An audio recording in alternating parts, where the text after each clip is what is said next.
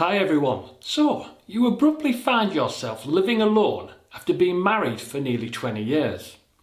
You're grieving that loss, but you go to work, you come home, life effectively just goes on. So once you go beyond family and friends, what things do you find solace in? I'll tell you what isn't going to happen. The reaction from some would be to put yourself out there. And if I could say that in quotes, which I've tried to do, that's exactly what I'd do. Whatever putting yourself out there happens to me. Bringing friends around for social occasions, whatever. Going to places to ensure you meet people, But I'm an introvert, right? Let's be honest here. That shit ain't gonna happen. I'm going to deal with this by internally processing it largely on my own and at my own pace. To quote Ellen Ripley, the only way to be sure. In this instance, I chose to jump into a spaceship as the sole occupant and traverse from one side of the Milky Way galaxy to another, albeit in a virtual sense. I'd been playing Elite Dangerous for a while, endlessly moving between worlds, buying one thing and selling it on another to make money, and buying and increasing my ship with ever bigger cargo holds. I'd worked my way up through the vessels and I'd got myself an Anaconda, the big ship, peak tonnage. Trouble is, once I hit that peak tonnage, I sort of got bored. I realised at that point that marvelling over my peak tonnage spaceship, there was actually nothing else to do. Elite Dangerous was one big exercise in laddering up through the ships and figuring out how to play the game. Because they didn't actually really make it that clear. Figuring out to play Elite Dangerous seemed to be an exercise in looking at a number of websites that were actually outside the game, because the in-game information was that opaque. And once you've done both of those things, got your big ship and figured out how to play it, you realise that there isn't really much there, and that the game is as empty as the Milky Way galaxy that it was meant to simulate.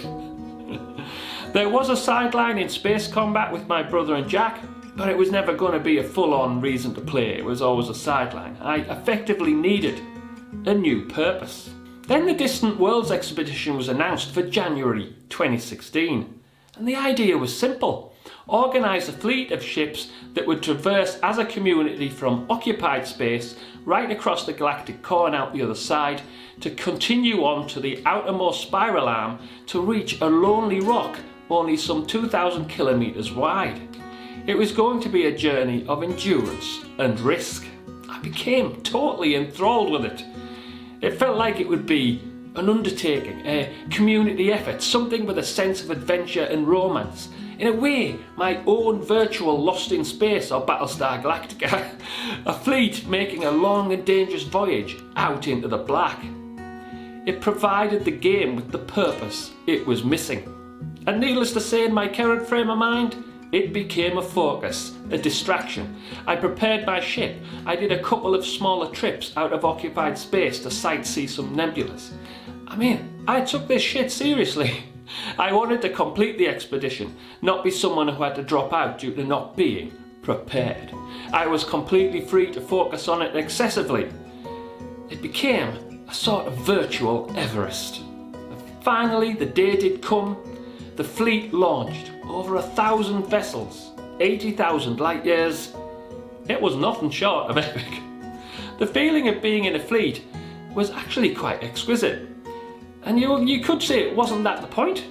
Well, yeah, that is the point, but the problem with Elite Dangerous is it works against you, since it's based on instancing people within solar systems with a theoretical limit of 32. And there was 1,000 ships. So the expedition pioneered a waypoint approach where the fleet would independently travel, but there would be waypoints weeks apart on the surface of planets. The imagery and community engendered by ships assembling on ever more distant rocks and chatting about their experiences it was amazing. I would log in, hang out and chat with my fellow pilots at the various waypoints. I get that this was a function of where I was in my head at the time, and I was adjusting to living alone. A bit like the other experience that was a product of this time, it was a way of inviting people into my life without actually inviting people in. It was a way of interacting on my own terms without having to engage in the type of social interactions that aren't really my thing. The expedition was also one of the elements drawing me into YouTube during 2016, as there was all sorts of content created as people traversed the galaxy.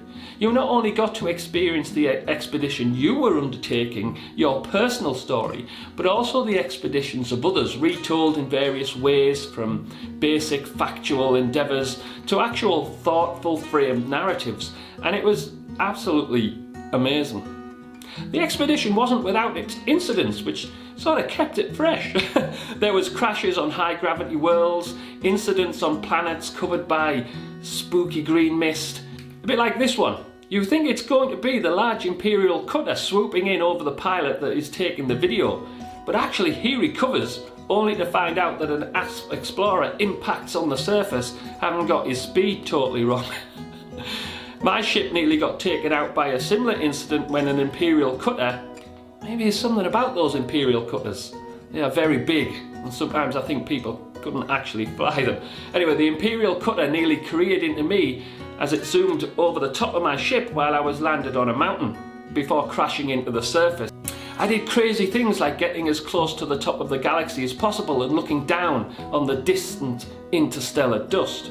We nearly broke the game by having 50+ ships jumping away from Sagittarius A, the massive black hole at the centre of the galaxy.